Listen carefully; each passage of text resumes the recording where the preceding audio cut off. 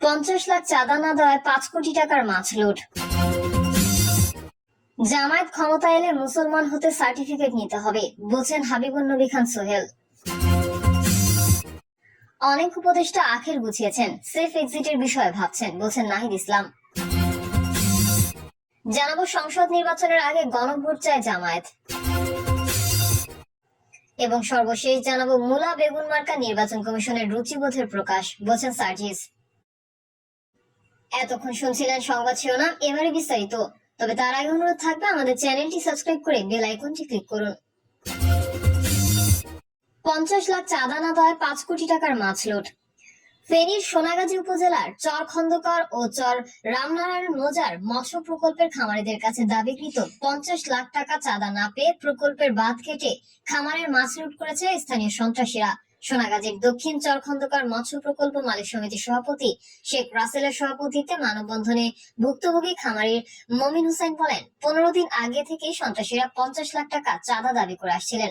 চাঁদার টাকা দিতে অস্বীকৃতি জানালে গত মঙ্গলবার মধ্যরাতে আধারে মৎস্য প্রকল্পের কর্মচারী ও গার্ডকে অস্ত্রের মুখে জিম্মি করে 70 একর জায়গায় চাষকৃত প্রকল্পের 5 কোটি টাকার মাছ লুট করে নিয়ে যায়।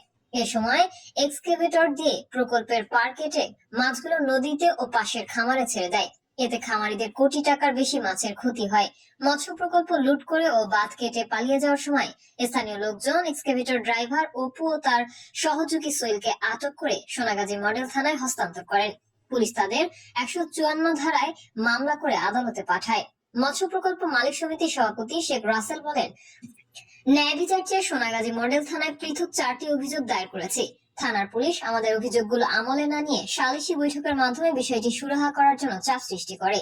মানববন্ধনে আগত খামারিরা বলেন, 2024 সালের ভয়াবহ বন্যায় সোনাগাজীর দক্ষিণাঞ্চল এলাকার 45 জন খামারের সব খামারের মাছ বন্যার পানিতে ভেসে যায়। আমরা শত শত কোটি টাকার ক্ষতিগ্রস্ত হই। চরম ব্যর্থ সংকটের মধ্যেও চলতি বছর ফের ব্যাংক ঋণ ও ধার দেনা করে মাছ চাষ শুরু করি। গত বছরের 5 আগস্টের পর একের পর এক চাঁদা দাবি, হুমকি ধমকি, জবরদখলের চেষ্টা সহ নানান বিপদ মাথায় নিয়েই দিন কাটাচ্ছি। তারা জানান, প্রশাসনের সঙ্গে আতাত করে সোনাগাজীর দক্ষিণাঞ্চলের কয়েকজন চিহ্নিত ভূমিদস্যু, মৌসুমী রাজনীতিবিদ ও ফ্যাসিস্ট সরকারের দোসররা কয়েকটি প্রকল্প অবৈধভাবে জবরদখলের পায়তারা করেছে। পুলিশ সুপার মোহাম্মদ হাবিবুর রহমান যুগান্তরকে জানান, এসব ঘটনায় একটি স্মারকলিপি পেয়েছি। মৎস্য শিল্পকে টিকিয়ে রাখতে, আইন শৃঙ্খলা পরিস্থিতি ঠিক রাখতে জেলা প্রশাসন, পুলিশ প্রশাসন ও স্থানীয় মানুষকে নিয়ে আইনি সব ধরনের ব্যবস্থা নেওয়া হবে। জামায়াত ক্ষমতা এলে মুসলমান হতে সার্টিফিকেট নিতে হবে, বলছেন হাবিবুন নবী খান সোহেল। বিএনপির যুগ্ম মহাসচিব হাবিবুন নবী খান সোহেল বলেছেন, যদি কখনো জামায়াত ইসলামী ক্ষমতা আসে তবে মুসলমান হতে হলে তাদের কাছ থেকে সার্টিফিকেট নিতে হবে। জামায়াত বিদেশি শক্তিকে খুশি করতে দলীয় লোগো পর্যন্ত পরিবর্তন করেছে। এভাবে চলতে থাকলে তারা একদিন হাফ প্যান্ট পরেও ঘুরবে।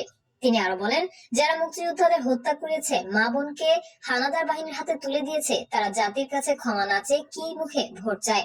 তিনি আরো বলেন, বর্তমানে তেলখাদার শিক্ষার হার 56%। তিনি আরো জানান, বর্তমানে তেলখাদার শিক্ষার হার 65%, যা বৃদ্ধি করা এবং যুবকদের কর্মসংস্থান নিশ্চিত করাই হবে বিএনপির পরবর্তী সরকারের অগ্রাধিকার। তারেক রহমানের পরিকল্পনা তুলে ধরে তিনি বলেন, বিএনপি সরকার এলে 1 বছরের মধ্যে দেশে 1 কোটি যুবকের কর্মসংস্থান সৃষ্টি করা হবে। অনেক উপদেষ্টা আখের গুছিয়েছেন, সেফ এক্সিটের বিষয়ে ভাবছেন, বলছেন নাহিদ ইসলাম। অন্তর্বর্তী সরকারের উপদেষ্টাদের নিয়ে বিস্ফোরক মন্তব্য করেছেন সাবেক উপদেষ্টা ও জাতীয় নাগরিক পার্টির আহ্বায়ক নাহিদ ইসলাম। তিনি বলেন, উপদেষ্টাদের অনেকেই বিভিন্ন রাজনৈতিক দলের সঙ্গে লিয়াজও করে ফেলেছেন। তারা নিজেদের সেফ এক্সিটের কথা ভাবছেন। তারা মনে করছেন রাজনৈতিক দলগুলোর সমর্থনই তাদের ক্ষমতায় টিকিয়ে রেখেছে। সম্প্রতি একটি বেসরকারি টেলিভিশনকে দেওয়া সাক্ষাৎকারে এই কথা বলেন নাহিদ ইসলাম। নাহিদ ইসলাম বলেন, যারা উপদেষ্টা হয়েছেন তাদের অনেকেই বিশ্বাস করা আমাদের ভুল হয়েছে। আমাদের উচিত ছিল ছাত্র নেতৃত্বকে শক্তিশালী করা, সরকারের গেলে সম্মিলিতভাবে যাওয়া। আমরা নাগরিক সমাজ ও রাজনৈতিক দলকে যে বিশ্বাস করেছিলাম বা তাদের উপর আস্থা রেখেছিলাম, সেই জায়গায় আমরা আসলে প্রতারিত হয়েছি। সাবেক এই উপদেষ্টা বলেন, অনেক উপদেষ্টা নিজেদের আখের বুঝিয়েছেন অথবা গণঅভ্যুত্থানের সঙ্গে বিশ্বাসঘাতকতা করেছেন। যখন সময় আসবে আমরা এদের নামও উন্মুক্ত করব। তিনি আরো বলেন, অনেকেই বিভিন্ন রাজনৈতিক দলের সঙ্গে আতাত করে ফেলেছে। তারা নিজেদের সেফ এক্সিটের কথা ভাবছেন। তারা মনে করছেন তাদের ক্ষমতায় টিকিয়ে রেখেছে রাজনৈতিক দলগুলোর সাপোর্ট। এই সাপোর্ট ছাড়া তারা সরকার পরিচালনা করতে পারবে না। এটা সত্যি, রাজনৈতিক দলগুলো নানান বাধা দিয়েছে। ছাত্র নেতাদের উপদেষ্টার আসনে বসার সিদ্ধান্ত ভুল ছিল কিনা এমন প্রশ্নের জবাবে নাহিদ বলেন, সরকারে ছাত্রদের উপস্থিতি না থাকলে এই সরকার 3 মাসও টিকতে পারত না। তিনি বলেন, প্রথম 6 মাস সরকারকে উৎখাত করার, প্রতি বিপ্লব করার নানা ধরনের চেষ্টা সামনে চলমান ছিল। এমনকি এখনো মাঝে মাঝে সেই তৎপরতা দেখা যায়। সেই ষড়যন্ত্র কিন্তু চলমান। সংসদ নির্বাচনের আগে গণভোট চায় জামায়াত। জুলাই সনদের আইনি ভিত্তি দিতে জাতীয় সংসদ নির্বাচনের আগে গণভোটের দাবি জানিয়ে জামায়াত ইসলামী সহকারী সেক্রেটারি জেনারেল হামিদুর রহমান আজাদ বলেছেন, জুলাই সনদ বাস্তবায়নে আইনি ভিত্তির জন্য গণভোটের বিষয়ে বিএনপি সহ সব রাজনৈতিক দল একমত। তবে আমরা চাই গণভোট নির্বাচনের আগেই হোক। জামায়াত ইসলামী গণভোট কবে হওয়ার পক্ষে এই প্রশ্নের জবাবে হামিদুর রহমান বলেন, আমরা মনে করি জাতীয় নির্বাচনে কোনো ধরনের সমস্যা সৃষ্টি না করে নভেম্বর অথবা ডিসেম্বরে গণভোট হতে পারে। নির্বাচনের তফসিল ঘোষণার আগেও হতে পারে।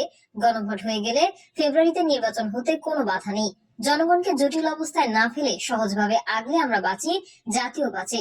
জুলাই সনদের আইনি ভিত্তি রচনার জন্য নির্বাচনের আগে গণভোট হলে তা সবচেয়ে গ্রহণযোগ্য হবে বলে মনে করেন জামায়াতের এই নেতা। হামিদুর রহমান আজাদ বলেন, গণভোট হলে এটা কখনো চ্যালেঞ্জ করতে গেলে টিকবে না, পার্লামেন্টে এটাকে প্রত্যাখ্যান করতে পারবে না।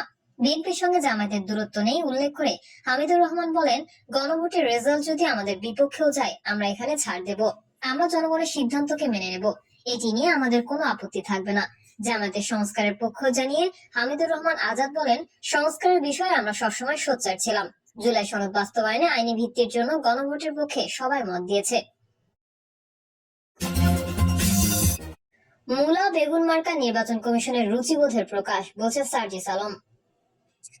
মূলা বেগুন মার্কা নির্বাচন কমিশনের রুচিবোধের প্রকাশ বলে মন্তব্য করেছেন এনসিপির উত্তরাঞ্চলের মুখ্য সংগঠক সার্জিস আলম। রোববার বিকেলে পঞ্চগড় শেরে বাংলা পার্কে বিভিন্ন এলাকায় মসজিদ কমিটির সদস্যদের সাথে মত বিনিময় শেষে সাংবাদিকদের প্রশ্নের জবাবে এই কথা বলেন তিনি। এই সময় এনসিপির মুখ্য সংগঠক বলেন, যে ধরনের মার্কা মানুষের হাসির খোরাক যোগায় তা নির্বাচন কমিশনের মার্কার তালিকায় কিভাবে থাকে? এটা তো তাদেরও রুচিবোধের প্রকাশ। এই জায়গাটা তাদের ঠিক করা উচিত। আমাদের কেন বলে দিতে হবে একটা নির্বাচন কমিশনের মার্কায় মূলা বেগুন খাট থালা বাটি এগুলো থাকতে পারে না? দেশে কি মার্কার অভাব পড়েছে? এনসিপির মুখ্য সংগঠক আরো বলেন, আমরা আশা করছি এটা তারা সংশোধন করবে। আইনগত কোনো বাধা না থাকায় আমরা শাপলা ভিন্ন অন্য কিছু ভাবছি না। আমরা সর্বশেষ তাদের সাদা শাপলা লাল শাপলার অপশন দিয়েছিলাম। যদি একান্তই শাপলার সাথে কিছু অ্যাড করতে হয় তাহলে আমাদের দ্বিমত থাকবে না। তিনি বলেন, আমরা স্পষ্ট দেখেছি নির্বাচন কমিশন স্বেচ্ছাচারিতা করছে। তারা ক্ষমতার অপব্যবহার করার চেষ্টা করছে। তারা কারো দ্বারা প্রভাবিত হয়ে এমন আচরণ করছে। এটা আমরা কোনোভাবেই মেনে নিতে পারি না। এর জন্য যদি আমাদের রাজনৈতিক ভাবে মোকাবেলা করতে হয় আমরা তা করব। আগামীর নির্বাচনে শাপলা নিয়েই আমরা নির্বাচন করব। তিনি আরো বলেন, ভারত মহানন্দা নদীর উজানে তাদের সুইচ গেটের 9টি হঠাৎ করে ভরে খুলে দেওয়ায় বাংলা বান্ধার একটি গ্রাম ঝুঁকিতে পড়েছে। নদীর পার ভেঙে যাচ্ছে। আমরা ভারতকে বলতে চাই, তারা যদি আমাদের প্রতিবেশী রাষ্ট্র হতে চায় তাহলে তাদের আচরণ প্রতিবেশী রাষ্ট্রের মতোই হতে হবে। তারা মন চাইলো নদীতে সুইচ গেট খুলে দিল, মন চাইলো আটকে রাখলো, মন চাইলো ছেড়ে দিল। এমন কাজ করলে বাংলাদেশে অ্যান্টি ইন্ডিয়ান সেন্টিমেন্ট দিন দিন আরো প্রকট হবে। এটি দুই দেশের সম্পর্কের জন্য পজিটিভ কোনো বার্তা দেবে না। প্রিয় দর্শক, এই ছিল এখনকার সর্বশেষ সংবাদ। আপডেট ও সংবাদ পেতে চ্যানেলটি সাবস্ক্রাইব করে বেল আইকনটি ক্লিক করুন। কমেন্টে আপনার মতামত জানিয়ে আমাদের সাথেই থাকুন। ধন্যবাদ সবাইকে। আল্লাহ হাফেজ।